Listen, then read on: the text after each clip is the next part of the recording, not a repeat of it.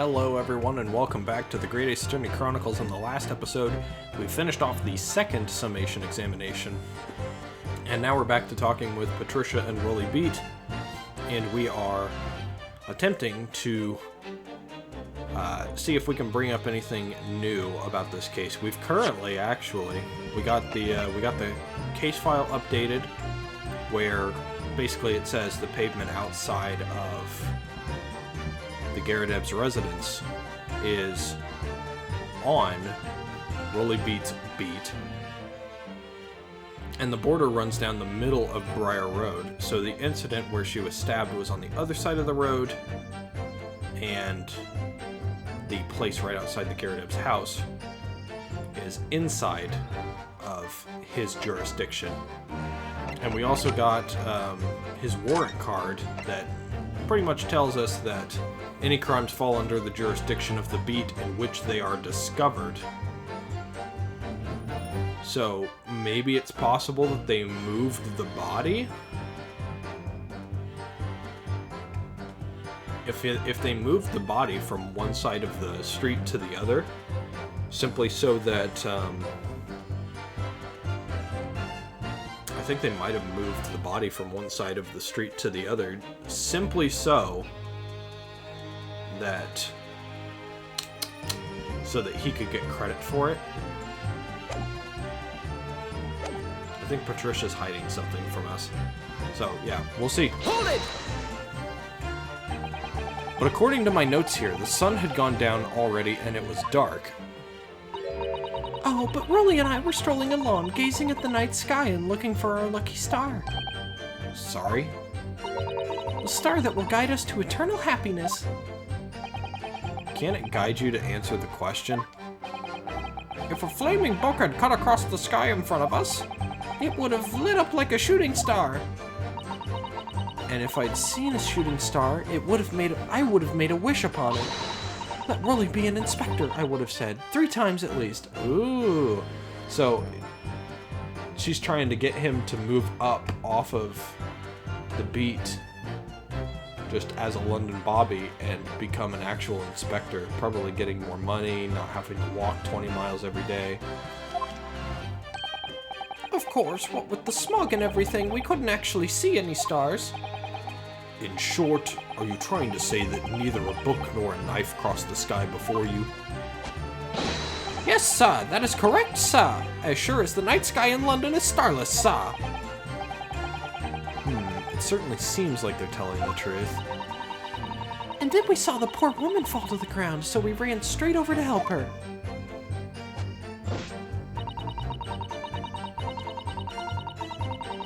Hold it! Yes, you said that you went to a nearby police box to fetch another officer, is that right? That's right, yes. If it had been on Roly's beat, I would have known exactly where I was going, of course. Don't feel bad, my love. You can't be expected to know the location of every police box on every beat. So Roly told me the way, only I sort of got a little lost on the way. Patricia, my darling, that's why I love you. Your terrible sense of direction is bewitching to me. That's okay. I don't understand that one. I'm not saying that. You're never gonna get me to say that. Oh, please. I'll say that one. So I suppose I was gone for about 15 minutes. But like I said, my Roly was at the scene the whole time, making sure nothing was disturbed. I was off duty at the time, of course, but a true Bobby is never really off duty, sir.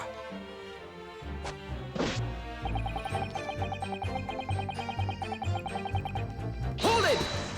There are a lot of strange and possibly contradictory statements in this testimony. It's pretty tricky.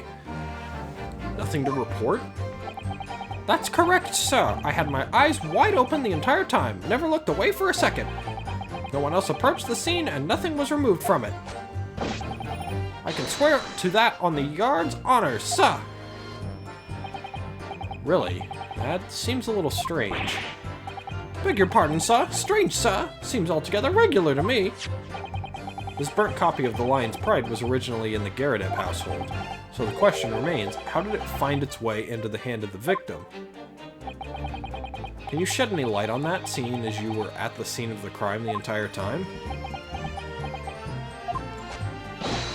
Aha! Could it be a different copy, sir? One that just happened to be burnt as well? Even if that were possible, why would the victim have been gripping a book like that in her hand? As we can see from this photographic print, she had a bag over her shoulder. Well, sir, that book was in the lady's hand from the moment we arrived at the scene. Is that so? There's something about this statement that's not sitting right with me. The two mysteries of how that knife ended up in her back and how that book ended up in her hand. There must be some common thread between them. Can I ask you something, please, Mr. Lawyer, sir? Oh, yes, of course. What is it? You're doubting us, aren't you? I can tell. What? I wasn't really... I mean, what's she doing? Please, just because I'm a woman, it doesn't make my testimony any less valuable. You might just see me as the wife of a policeman, but I'm a woman of my word, I am. I really don't remember ever suggesting that I doubted you. No excuses. I don't want to hear it. My voice will be heard. My lord, you'll let me speak, won't you? Yes, Miss Beate, I will allow you to supplement your testimony if you so desire. Sometimes the path of least resistance is the sage one. That was a very loud mutter.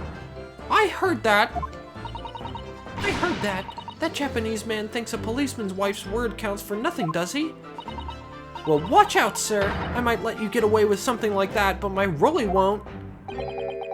Duly noted, Miss Beate. Please, I humbly ask you to continue.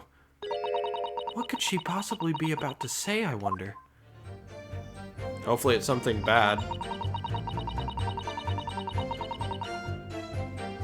Hold it!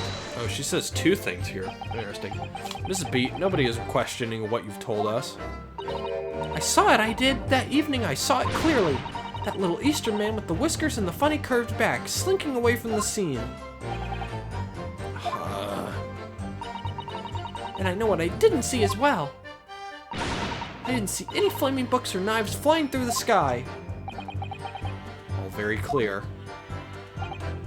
You also mentioned something about having a poor sense of direction? Oh, yes. Well, that's a little embarrassing, really. I'm always ending up at the wrong place when I've made arrangements to meet Roly. He gets ever so cross. Oh, really? Excuse me! Constable Beate, is there a problem?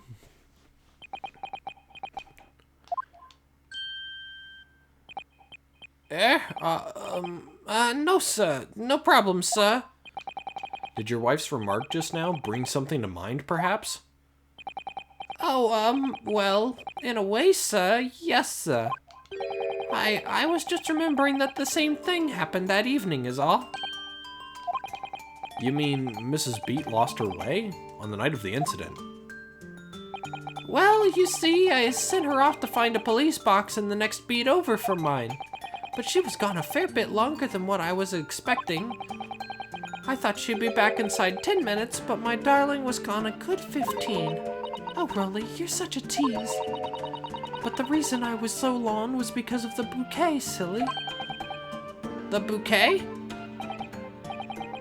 Sorry, what bouquet are you talking about? Oh, it was a present for our wedding anniversary. Roly's so romantic. He saved up for it with farthings and halfpennies he found in the gutter while doing his rounds. Yes, how romantic. I'd forgotten all about it until just now. Had you, my darling? Oh yes. But that was just between us. No talking about it to anyone else, darling. You have to promise... Really? Oh. What was that all about? Constable Beate looked very obviously troubled during that exchange. I'm afraid I can't offer any useful insight, Mr. Naruto. But I'm quite sure of one thing. We have to ask Mrs. Beate about the bouquet. Mrs. Beate, this bouquet you just mentioned. I'd like you to add details about it to your testimony, please. Oh, really? Yes, I'd love to. She likes to run her mouth. Good for us. What happened was, I dropped my bouquet and ended up losing my way for a while. Oops, sorry. I was trying to go back. Hold it! Interesting. You mean you dropped the bouquet at the scene of the crime? Yes, that's right. Oh, I was so upset. When we ran over and saw it was a woman with a knife in her back, I was so shocked I dropped the bouquet Roly gave me. It was in the dark spot where the streetlights weren't casting any light, so I didn't notice it first. And then you went to the police box to report it to the policeman whose beat it was on? Yes, and I came back to the scene together with the other constable, you see. That's when I spotted my bouquet again, but the funny thing is, when I went to pick it up, it was nowhere near the victim's body at all. In case you need reminding, Mrs. Beate, the victim is not deceased. I was all flustered for a moment before I heard a voice calling me from the other side of the road. Your husband, presumably. That's right. Silly me, I'd gone over to the wrong side of the street. Although, I'm going to blame the bouquet this time. I can't think how it got there. I really can't. So the bouquet somehow moved from one side of Briar Road to the opposite. I don't think that's true. I think the body was moved from one side of the street to the other. Curious indeed. Isn't it? But the worst of it is, I forgot to pick the bouquet up again when we left the scene. That beautiful rose Roly bought me. With that change from the gutter he spent so long collecting. By bouquet, do you perhaps mean this sorry solitary rose? Oh! Oh, yes, that's it. That's the bouquet Roly bought me for our anniversary, with old bits of change he found in the gutter. Maybe just call it a rose. Tell us, Lord Van Zieks, where did you come by the flower? According to the report by the police officer in charge of the crime scene investigation, it was found on the edge of the pavement in front of the Garrett household. In front of the Garrett house? Although it wasn't noticed until the morning as it lay where the street lamps cast no light. It was believed to be of no relevance to the case since it was found on the opposite side of the thoroughfare. Oh, thank you, sir, thank you. Could I have it back now, please? No, I think for good measure this rose should be added to the court record as evidence. Oh.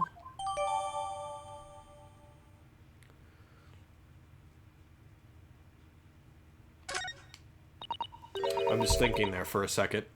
But it's a symbol of our love and a symbol of my attempted murder. I want it back after the trial. Do you hear me? I want it back. Good grief! Rest assured that I shall do my very best not to forget, Mrs. Beate.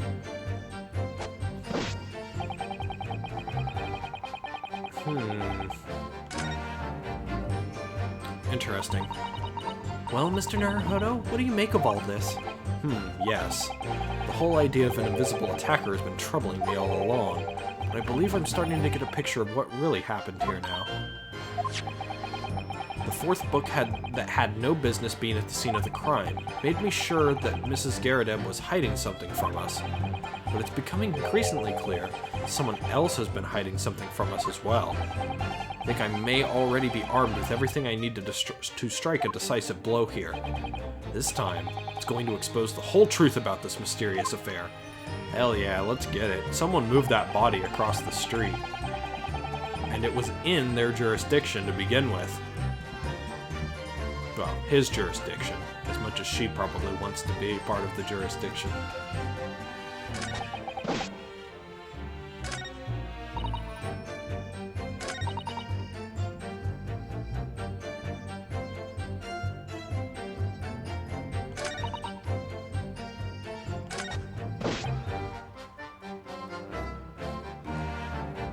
I don't know which one it is. Is it... Roly was there to make sure nothing was disturbed?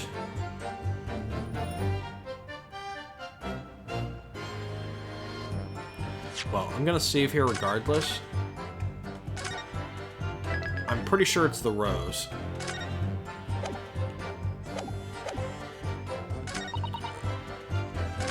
I don't think it was thrown out of the window, so that doesn't make any sense. Oops, I'm trying to go back here. This case has nothing to do with Mrs. and Mrs. Garrett. So I think it's either this fourth statement, Roly was there to make sure nothing was disturbed, or the last statement, I didn't take my eye off the crime scene for one moment. Nothing strange to report on that front. I'm gonna guess it's this one, and it's the roses. Because the shock of seeing the stabbed victim caused Mrs. Beate to drop the rose where she stood, which meant that it was on that side of the rose. Objection! Yes. You claim, Constable Beate, there was nothing to report in the 15 or so minutes you were guarding the scene, but that cannot be. What do you mean to say? In your testimony just now, Mrs. Beate, you explained to the court that when you arrived back at the scene of the crime with the policeman assigned to that beat, the bouquet you had dropped at the victim's side was no longer anywhere nearby. Objection! Yes, on the opposite side of Briar Road to where the victim was attacked. But considering the size of that meager bouquet, if a single sorry bloom can be so described, no doubt it was blown in the wind across the street, back into the gutter where it belongs. Meeker! Objection! But if that were the case, why did Constable Beate not testify to the fact? No one else approached the scene and nothing was removed from it. Constable Beate swore to that on Scotland Yard's honor. But the bouquet belonged to me. It has nothing to do with the case. That's why Roly didn't mention it, I'm sure. No, because sadly, it's not only your bouquet we're talking about here. More than one thing in this case is mysteriously the wrong way round. What are you talking about? Think about it. Besides Mrs. Beate's bouquet, there's Mr. Garreteb's book. Mr. Garreteb's copy of The Lion's Pride, which was thrown out of the window by his wife, would have struck the pane of the casement window and landed here on the west side of the street. And yet, it was actually found here on the opposite side of the road in the victim's hand. Meanwhile, according to the testimony we've heard, Mrs. Beate's bouquet should have been dropped here at the scene of the crime on the east side of the street. But in fact, it was actually found here on the opposite side of the road in front of Mr. and Mrs. Garreteb's house. There's no logical explanation for those things, unless somebody deliberately moved them.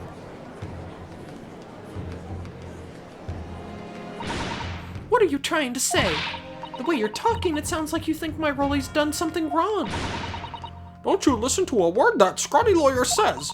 Twittering on about books and bouquets. Why should we care? It's nitpicking, that's what it is. Oh good, Mrs. Garreteb's come round. You might call it nitpicking, Mrs. Garreteb, but deliberately meddling with the scene of the crime is a criminal offense. It's called, Tampering, Mr. Naruhodo. But the person responsible for this tampering cannot admit to it for a very subtle but compelling reason. Objection! Tampering? You've barely heard the term before. Tell us, my learned friend, who would possibly have had the cause to carry out such an elaborate deception? Yes, there is someone who tampered with the scene of the crime that evening. All the evidence and all the testimony points to that one particular person. Counsel, I must demand that you substantiate this conjecture. Who are you saying is responsible for tampering with the scene of the crime? I mean, if it were him who tampered with it, he would have picked his books up. It's not him.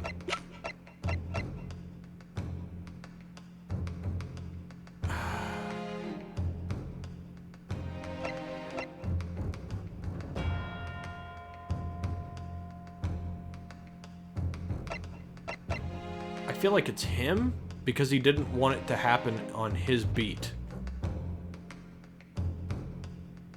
But I'm not sure. I'm gonna go with him. Take that! Obviously, there's only one person it could have been.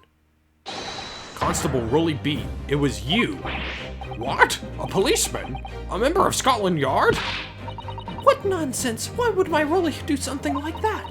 There's no one straighter than my husband. No Bobby works more tirelessly for the people of London. Mrs. Beate, you said in your testimony that your husband asked you to go to a nearby police box to fetch the officer on duty. The 15 minutes that you were absent from the scene is the only opportunity anyone had to tamper with it. You're making it up. It's all nonsense. It's all lies. What about the Japanese man with the whiskers? I bet it was him. He did it. If that were true, Constable Beate would have seen him do it, and on top of that, he would have taken his books with him so that he wouldn't be implicated. Oh.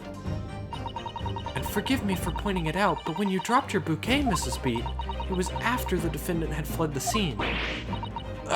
Well. Objection! First you make accusations about the landlord and his wife, and now you incriminate a policeman as well. But your accusations lack one very important thing. You claim the crime scene was tampered with. But there is only one reason anyone would commit such a reckless crime: to hide something. That's right. He's right. But my husband and I just happened to be there, that's all. So why would we have anything to hide? It doesn't make sense. You've offered no motive for this alleged tampering, and until you do, your accusations are nothing but empty threats. Constable Beate had a very good reason for wanting to tamper with the scene of the crime. That's the key to this entire affair. Mr. Naruhodo, have you managed to solve this mystery? Counsel, you have made a very serious accusation against a London police officer. If you are mistaken, I'm sure I need not point out that your reputation as a lawyer will be irrevocably damaged. With that stark warning in mind, you will now explain to the court the motive for this alleged tampering. Yes, my lord. Deep breaths. Constable Beate's motive for tampering with the crime scene was to hide. I would say where the victim fell. That's gonna be my pick. Where the victim fell to the ground. That is what this Bobby had to cover up at all costs. What? Where the victim fell? You mean where she was attacked? What are you talking about? We told you at the very start, didn't we? On the pavement of Briar Road. We saw it happen, remember? It was right here, as if anyone didn't already know. But you dropped the bouquet on the other side of the road. That's certainly what everybody has been led to believe. But in fact, that isn't where the victim was stabbed at all. What? What?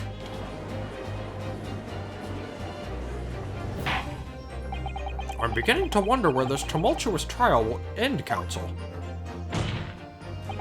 If that's your assertion, then the court is dying to know, my Nepalese friend. Where are you proposing that the crime actually took place that evening? Well, it took place on this side of Briar Road. Take that! But that's... On the opposite side of the road? I don't understand. On the evening in question, Mr. Garadeb's book fell directly down from the open window above, and your bouquet, Miss Beate, never moved at all. What did move was the scene of the crime itself. Good gracious! Objection! Perhaps you haven't been listening to the ample testimony the court has heard.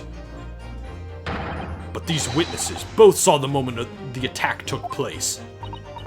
That's right. I saw it with my own eyes. It was 5 o'clock in the evening and already dark. There was the typical London fog on the ground. When you saw the incident unfold and ran to the victim's aid, that was actually on the west side of Briar Road. No, that's not true. It can't have been. Constable Beate then arranged for you to be absent for a while by sending you for help. I love his cocky, Because Phoenix also has that cocky thing where he puts his hand on his hip and leans back, but he's also got his other hand on the sword, which adds a whole new level of smug to it, and I love it. And during the 15 minutes you were away, he transplanted the crime scene. He moved all the things shown in this print, the victim herself, the 4 books. He moved everything, in fact, to the pavement on the east side of Briar Road. Extraordinary! But the constable overlooked one thing. What? What did he overlook? The bouquet, I presume. Exactly. The prosecution told the court just a few minutes ago about the discovery of the rose bouquet. But Lord Van Zeek said it wasn't noticed until the morning, as it lay where the street lamps cast no light. Yes, it couldn't be seen in the dark, obviously. Which is why it was only the bouquet that was found in its original position on the pavement on the west side of Briar Road. And that is the defense's theory about what really happened that evening. How do you respond, Constable Roly Beate?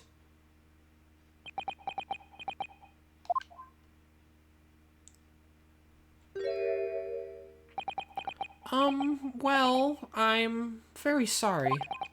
I didn't mean to nod off again, but I haven't slept properly in a month. Did I miss anything important? Oh, Roly. It isn't true, is it? What that lawyer said is all lies, isn't it? I know it is, because you're the most upstanding, righteous man I know. I had a dream, a terrible dream. All the things I did that night, everything come out, everything exposed. Only it seems it wasn't a dream at all. Good golly!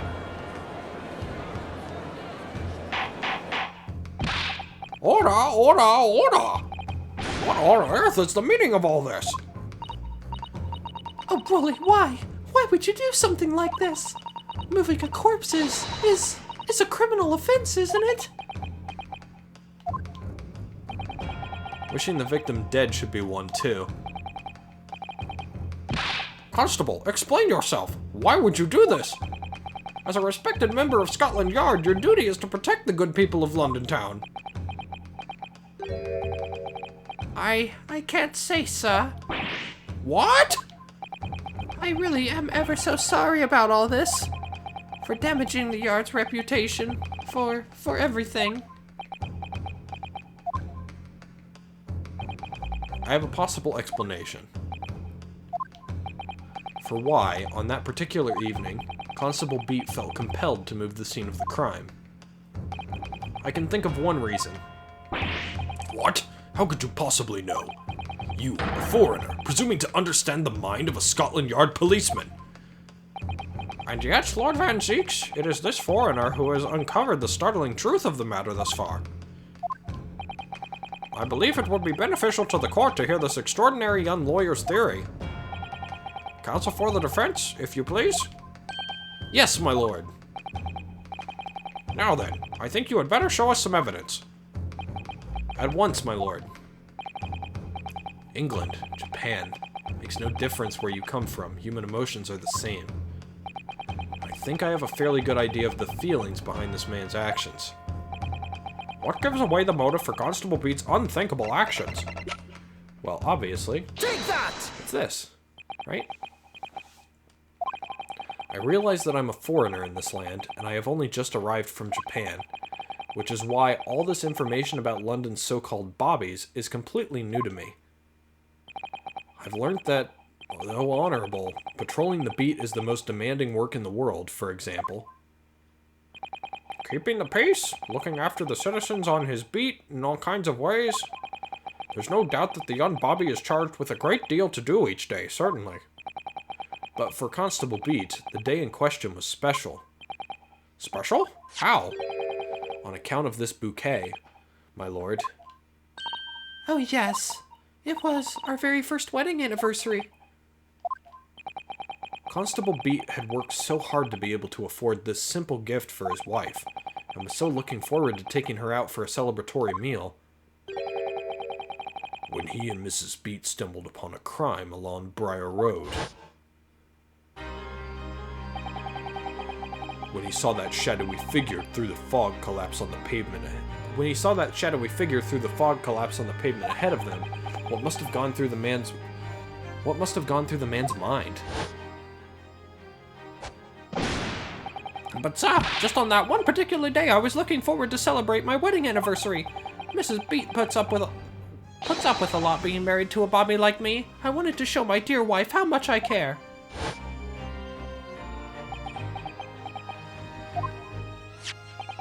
This is the warrant card that Constable Beate offered to lend me earlier.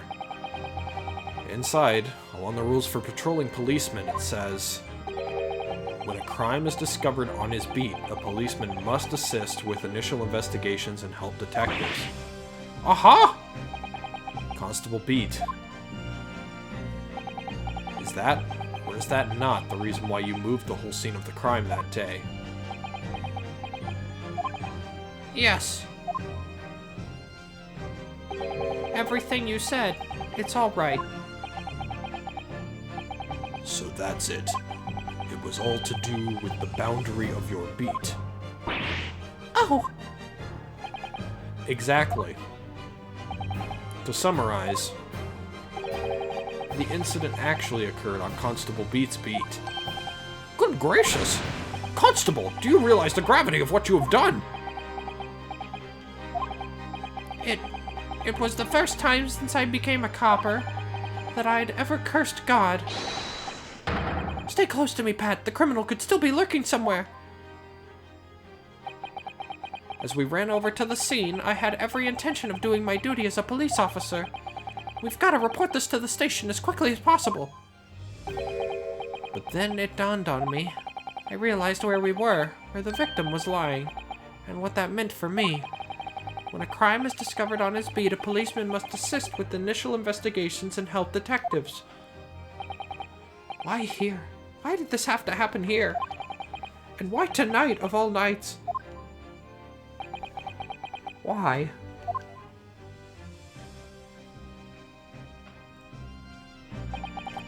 It's a copper's job to guard the scene of the crime, so I told Pat she'd have to go to the nearest police box and fetch whoever was on duty there. It was then, when I opened my mouth to speak, it just came out. I couldn't believe the words that were coming out of my own mouth. This is the next beat to mine, Pat, so you'll have to go to the police box that covers it, turn right along Meerschaum Street, and then...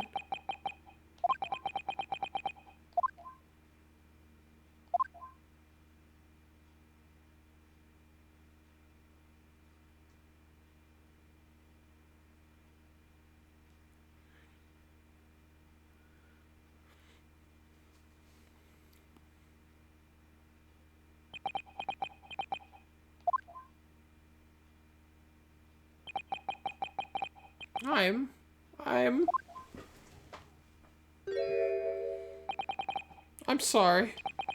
I'm so sorry. Oh, Constable. I just wanted, just that one night, to take my Patricia out for dinner. Oh, Roly. Just that one night. You knew that if the incident was on your beat, your evening of celebration would be ruined, and so you decided to move the entire crime scene outside your jurisdiction, just across the street to the east pavement of Briar Road, which falls under the neighboring beat's care. You see, I thought... Well, I was sure that the victim was dead, you see. I beg your pardon? Oh, of course he did. Otherwise, my Roly would never have left the poor woman on the freezing cold pavement. Ah, I see your meaning now. But God got me back for my sins, didn't he?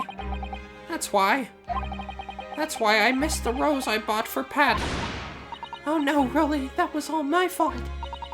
I should never have dropped it in such a dark place. I'm so sorry, Roly.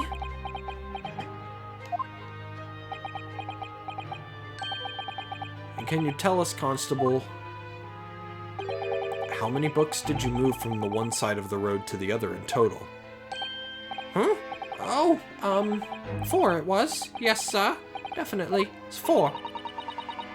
3 of them dropped by Mr. Natsume, and the 4th being the one that fell from the window upstairs in the Garrett household, of course.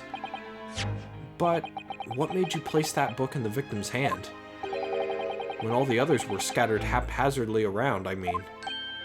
Oh, well, sir, that's because that's how I found it. Oh, so she had been over to pick it up and someone stabbed her? How you found it? What do you mean?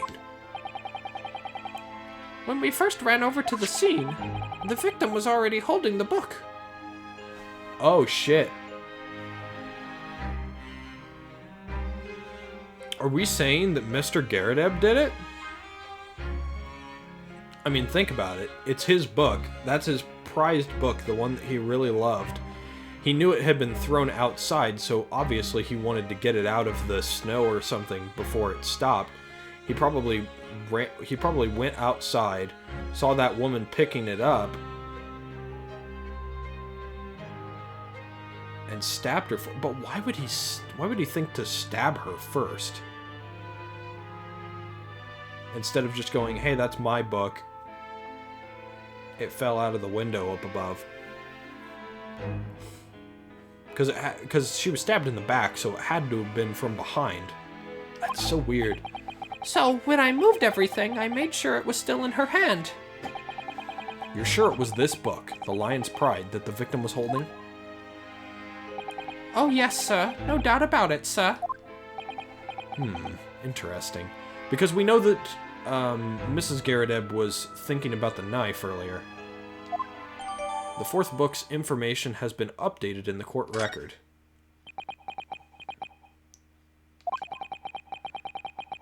I thought it was an open and shut case at the time, you see.